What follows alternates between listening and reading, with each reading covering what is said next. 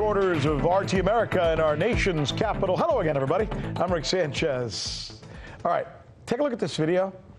That's a police officer taking a horrible beating at the hands of protest. Look at this. That's a cop. I mean, that's a beatdown. Now, ask yourself, what would happen to those protesters if they were doing that here in our beloved country? Michelle's going to be here in a little while, and she's going to drill down on this story for us. But let's start with this. Here's where I want to begin tonight. There's something disconcerting happening with our economy. Nobody seems to be sure exactly why, but as our own financial team, led by Christy Ai, is reporting tonight, the U.S. Federal Reserve is pumping $75 billion a night into our banks for something called repo operations. Have you heard of this? You should know this. Again, yes. Ask yourself this question, because I think it's a fair question to ask, right? Why is the Fed continuing to intervene in the business of our banks if our economy is so swell, so great, right, as we're constantly being told? This is an important question. By the way, these repo operations are now going into their 5th straight day. Do the math, right? What is the repo market? Well, essentially the repo market is how banks lend money to each other to kind of cover their own loans, right? It's their like little credit card system, as we would, I guess, compare it in our world. Normally, the interest rate that they charge each other, somewhere around 2%. But suddenly, these interbank rates, they've skyrocketed to as much as 10%. 10% interest among banks. That's 4 times more than normal. Now, think about that. One bank asks another bank to pay up to 10% interest to borrow money? Does that mean even banks don't trust the other banks to make good on those loans? Fair question, right? What does that say? Now, I want to show you something else. I think this is very interesting, right? Take a look at this graph. As you look at this graph, what we get, I think, from this is a historic perspective, right? Look at the last time that this happened, where the repo market shot up like this. It shot up just before 2000. See it there on the left? And again, it shot up just before 2008. And what happened after those years? Well, you know, the recession of 2000 and the economic meltdown of 2008, from which many Americans are still reeling, by the way. Now, the Fed seems to be playing this situation off as some kind of glitch, right? It's a one-off, as they often say. Well, that argument might work if this were an isolated incident, right? But when you combine this news with last week's cut in interest rates, the cut 3 weeks before that, the fact that manufacturing numbers are way down, and then the ominous signs that we've been reporting to you here about the 10-year yield, it's kind of hard not to look at this situation without asking yourself, right, what's really going on here? Our political leaders and our media continue to tell us that our economy is humming. Is it? Really? Are they sure? Are they asking the right questions for you? We will, as we break this development down for you here to better understand what it means for you and your future. On the News with Rick Sanchez, where we believe it is time to do news again.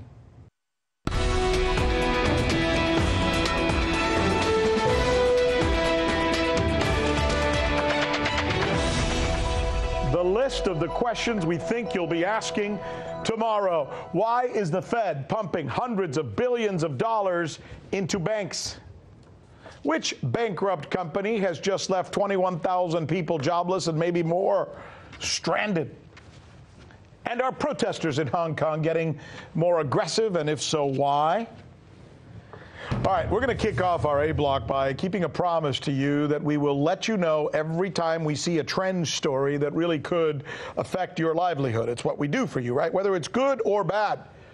If something doesn't make sense, but your politicians and the media that you are watching continue to tell you it's no big deal, forget about it, you know what? That's when you want to start asking questions. And that's what we're doing tonight. With the news that for the 5th straight day, the Fed is intervening in the business of banking. Again. This time it's called repo operations.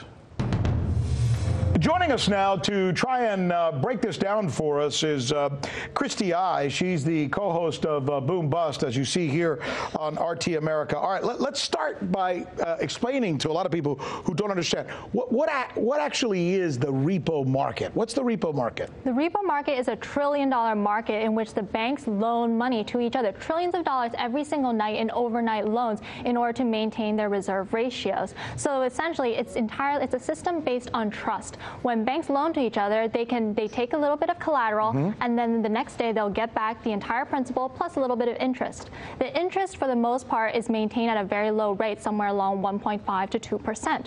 For the most part. However, when there's a spike like this, when something like this happens, that means that there's an anomaly in the market. There's risk in the market. There's uncertainty. Because when you don't trust your counterparties, when you don't think that they're solvent, then you charge a higher interest rate. You might charge 5%, 10%, 15%, because you don't think that they'll be able to pay it back. So are you actually saying that this high spike up to 10%, if I'm charging you 10%, that means I don't trust you completely. Exactly. If you came to me and said, Rick, I need to borrow some money from you. So does this mean that some of these bigger banks are saying to some of these smaller to middle to medium banks, we don't think you're going to be around sometime in the near future? This was a liquidity crunch. So the Fed came out and said that it's completely different than what happened in 2008. That's what happened in 2008 when none of the banks trusted each other, because there was this rumor flying around that a lot of banks were insolvent. So that's why none of the banks trusted each other. There was a complete freeze. Let me stop you for just a minute, Christy. If you guys could, let's put that up. Let's put that that graph up real quick that shows what we're talking about. So explain to us, you see, there is if you see something happening just before 2000 and again just before 2008, right? What is that?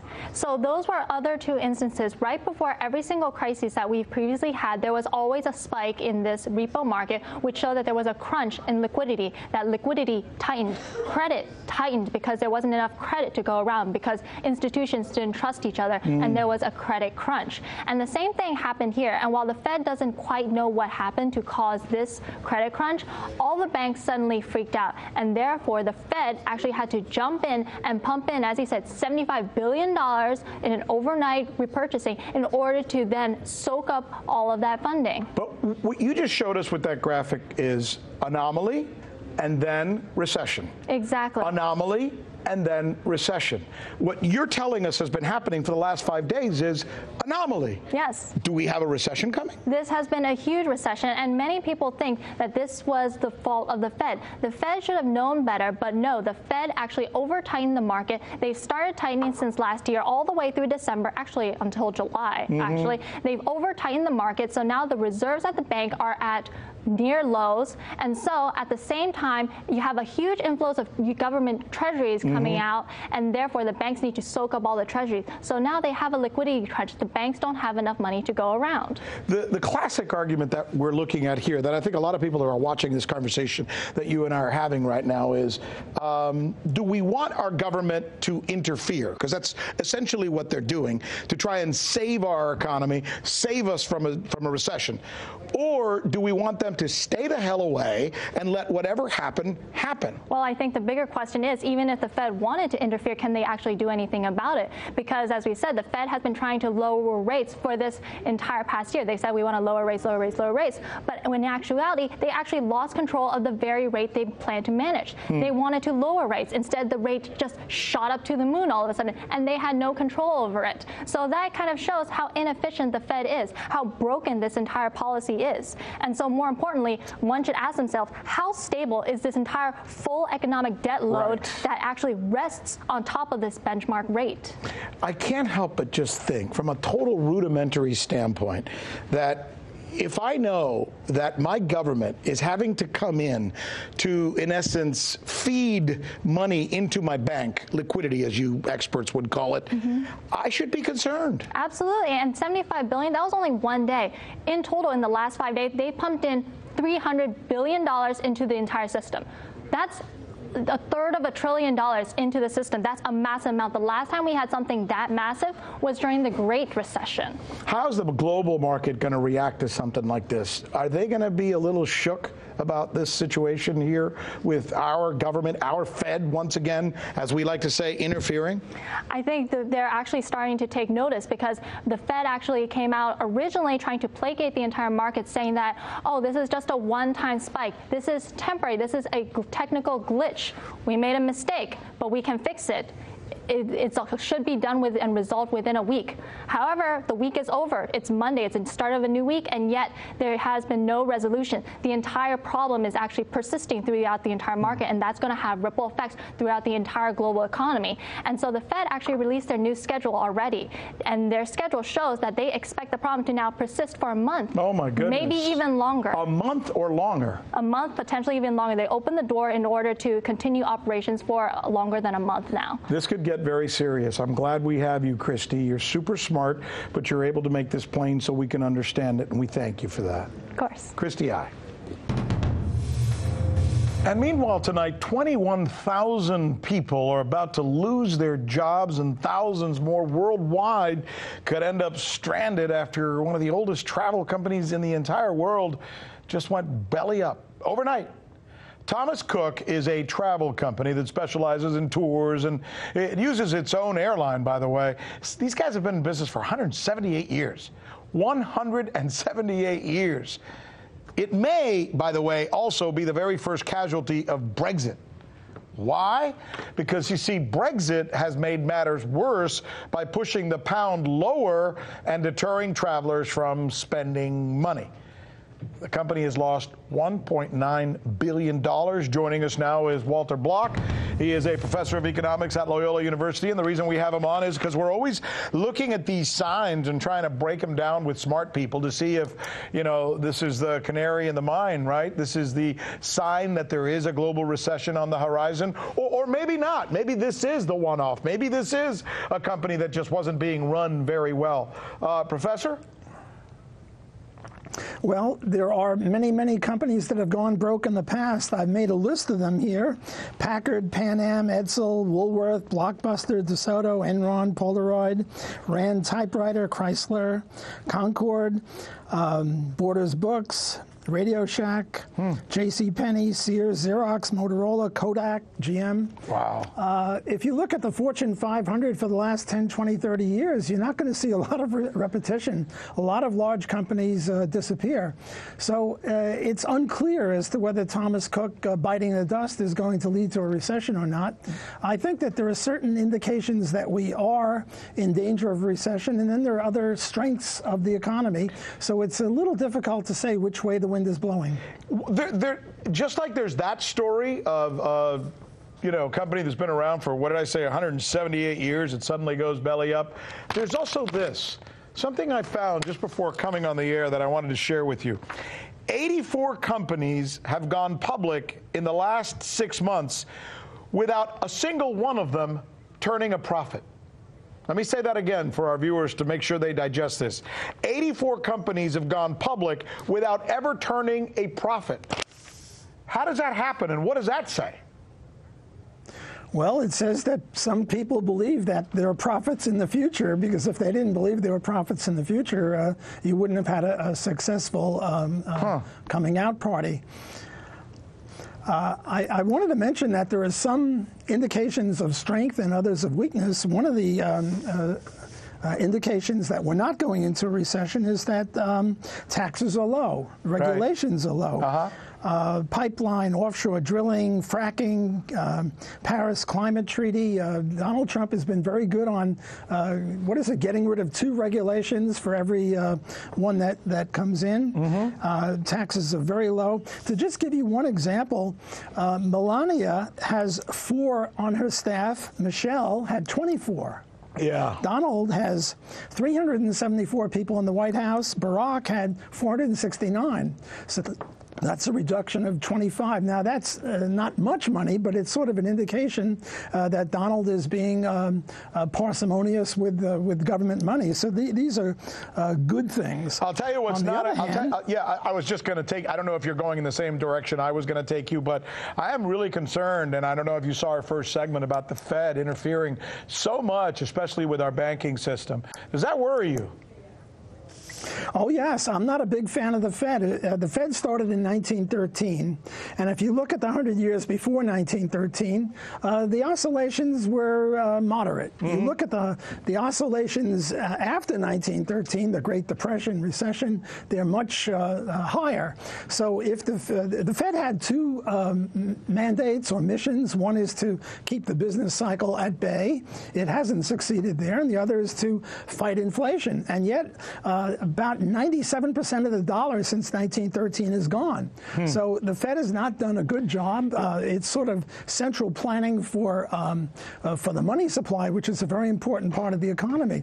I mean, one of the reasons that West Germany did better than East Germany and South Korea did better than North Korea is because they had less central planning. Well, the Fed is central planning par excellence. Yeah, and I'm not a big fan of that. I tend to agree with you, and I think we should be concerned, especially given the fact that in the last 10 months, if not the last 10 years, the Fed seems to have been on steroids with their central planning. Walter, you're a good guest, my friend. Thank you so much for joining us. Always a pleasure. Thanks for having me. You know, something happened over the weekend in Hong Kong that we wanted to share with you. You know, it almost seems like the character of the protest is getting meaner. Is that the right word? If not, at the very least, maybe we should say intensifying. Joining us now here, News with Rick Sanchez correspondent Michelle Greenstein, who, as you know, did some really great and intense reporting from Hong Kong. Here's what I want to do with you tonight. Instead of doing the macro version of this Hong Kong story, let's do more of a micro version and look at some things that have been going on there over the weekend. Let me start with this. So look at this and tell me what it says to you as somebody who spent some time there. These are people orchestrating the stomping, the trampling of a flag. Hey, turn up the audio. I want to hear it.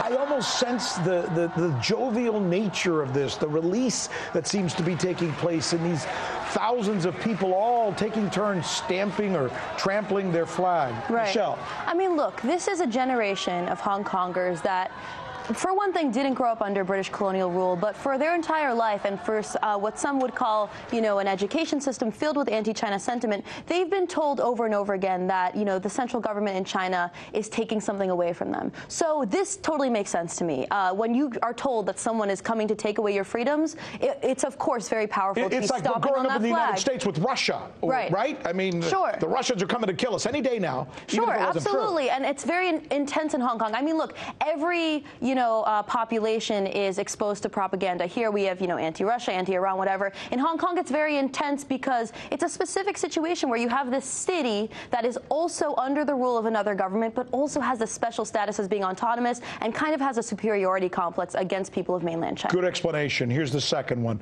This is a cop beatdown like none I've seen in a long time.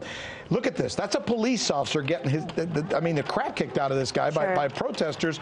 And you have to ask yourself, my God, if that happened here in America, they would have all been dead. Well, let's start with this. The use of force by the Hong Kong police has been undeniable. They've been using batons, tear gas, water cannons. That's not a question. That's not conspiracy. That's something that certainly happened. Okay.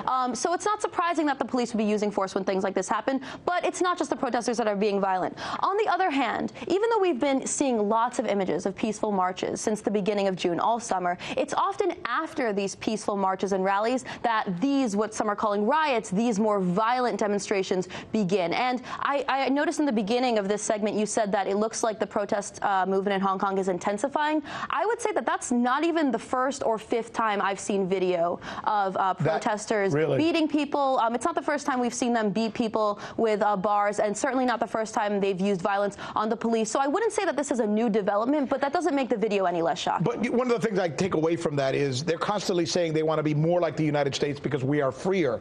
You and I both know as journalists that you can't do that in the United States to a police officer without getting either killed or spending a lot of time with a lot of bruises all over your body. Well, many say that this is a sign of how restrained the Hong Kong police have been, that they haven't actually been using the force that you would see in the U.S. On the other hand, let's not compare cops to cops in the U.S. because the cops in the U.S. are the absolute worst. The bar is on the floor in that scenario. So, of course, we don't support police violence in any way, but that's very true that compared to the cops in the U.S., it's been very restrained. And you've seen, and by the way, as a guy who has a brother who's a cop, I would tell you that the cops in the United States would argue they're put in a situation where they have to be the worst because our country has fed that in a certain way.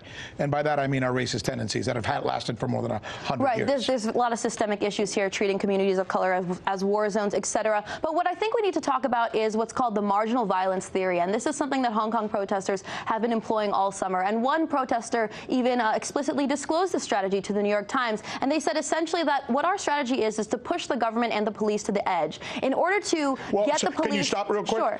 Down to 30 seconds. But given what you just said, look at this next video. Sure. Here they are blocking a street with a giant fire. And again, they're blocking the street. I mean, that's a disruption and destruction of private property. And I witnessed many fires just like this one. This is not uncommon, something unusual that we've seen for the rest of this summer. So that's part of the strategy. But think about it. Every time they use violence and they force the police to respond, then they win in the court of public opinion because all the cameras are there ready to photograph the police reaction. Michelle, great job. The space race continues, with China now revealing new photos from the moon. RT correspondent Natasha Sweet explains tonight the significance of some of these new images you're about to see. China releases new photos from the moon's dark side, and the images reveal a strange substance which scientists are hoping to get a better look at once the sun shifts. Now, this substance was found on the moon's far side near a crater nearly 7 feet wide. Its shape and color is said to be significantly different from the surrounding soil. These images were captured by China's Yutu-2 lunar rover. This discovery was made last month, but the images were just released. Now, the red and green tinges you see here are a result from the instrument used, a visible and near-infrared spectrometer.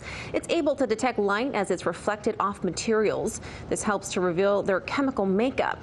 So what is this substance? Well, scientists aren't quite sure, but some experts believe it's fragments of lunar glass composed of minerals cemented together that formed during a meteor impact. Clive Neal, a professor at the University of Notre Dame, says the photos look strikingly similar to what was photographed by Apollo 17. I think it's impact melt glass. I really think that this is an artifact of the photometric resolution from on the rover. I think that you can see from the images that have come back that there is certainly an impact crater there that has broken up previous impact melt glass. Clive says since the moon doesn't have an atmosphere, this glass appears to be liquid. There's no rain or wind abrasion, so the supposed glass will continue to look fresh. But regardless of what it is, Neil says he hopes to see another man walking on the moon in his lifetime. China's exploring an area of the moon that nobody has been on the surface to explore. So this is something new. It's a new piece of the puzzle. There's still a lot of the moon to explore, and I'm hoping that more landers will go there. It's said that Chinese researchers will release more images and spectrometer readings of this unknown substance. So far, the rover has traveled some 934 feet since touching down on the far side of the moon back on January 2nd. Scientists will have to wait for the sun to rise again before they can get a better look at the substance. It's said to happen in the next week because one day on the moon lasts 28 Earth days. In Los Angeles, Natasha Sweet, RT. By the way, tonight a U.S. Army soldier is under arrest suspected of being a terrorist who planned to bomb a U.S. television network and target a U.S. politician. He's described as a right-wing extremist who planned to fly to Ukraine to learn from the neo-Nazi-like elements that Ukraine is known for, by the way. Whew. Correspondent John Huddy joining us now from Miami with more on this. Man, John, this sounds frightening. Who is this guy? Yeah, so the guy's name is Jarrett William Smith, Rick. He's 24 years old. The FBI arrested him over the weekend on Saturday, actually, in Kansas. He was stationed at Fort Riley, Kansas, and he's charged right now with the distribution of information related to explosives, destructive devices, and weapons of mass destruction. Now, according to the criminal complaint against him, and I got it right here, I've been reading it through the day, basically Smith talked online about how to build bombs, how to build IEDs, improvise explosive devices. He talked about, you mentioned this, attacking a major American news network. CNN is saying that it's CNN. It wasn't mentioned in the criminal complaint, but that's what CNN's reporting. He also allegedly suggested targeting Democratic presidential candidate Beto O'Rourke in Texas. Now, the FBI was tipped off about Smith, and they did a couple things. They had a confidential source, a CS, as they call it, and also an undercover agent make contact with him, both online in various chat groups on Facebook, and then via the messaging app Telegram. And among other things, according to the Fed, Smith talked about a plan to carry out an attack within the U.S., saying he was also looking to recruit more radicals like himself. He talked about killing members of the far left group Antifa. He talked about going to fight for a radical right-wing group, as you just mentioned, in Ukraine, Battalion Azov, which is anti-Russian. Also, it's got neo-Nazi ties, so not a good group of folks. He had talked, as I said, about attacking a major American news network. Again, CNN saying CNN. We haven't confirmed that. But, you know, looking through this, the criminal complaint, you know, it's back and forth conversations and chats with the confidential source, with the undercover agent, in which this guy's basically describing how to create really crude devices, you know, like almost like Molotov cocktails. He talks about a truck, you know, creating a truck bomb using a ping pong ball filled with chemicals, put in the gas tank, blow it up. The thing is, FBI bomb technicians say that while the crude devices may or may not have worked, the more sophisticated things, they would not have worked. Should we be concerned, or is there anything about this story of the fact that he's a soldier, that this kind of element exists in the U.S. military? Yeah, and it's not. Yeah, look, and that is a concern. The guy he's a private first class in the Army, but he was trained in combat. He was a member of the infantry, so he was an active member of the Army. So that is a concern. Certainly, he's not the first soldier to be arrested either. I mean, there's other examples and cases over the years with kind of this radical element. So that is that's a concern, and he's now facing 20 years in prison and, you know, $250,000 fine if found guilty on all this, Rick. John Huddy. Hey, good to have you, buddy. It's great having you on the show. Good report. It's good stuff. I mean, we need to know about this kind of stuff because it's dangerous. Thanks, and we thank you. And tonight we close with what a perfect world would look like. No bombs, no bombers, no wars. All right, forget about that. So much for that. All right, here's the reality of the world we live in. Welcome to the International Center 2019 military maneuvers between Russia, China, and India. The maneuvers involved 128,000 troops from all of these countries. 2,000 troops, 200 pieces of hardware and military vehicles were dropped from the sky.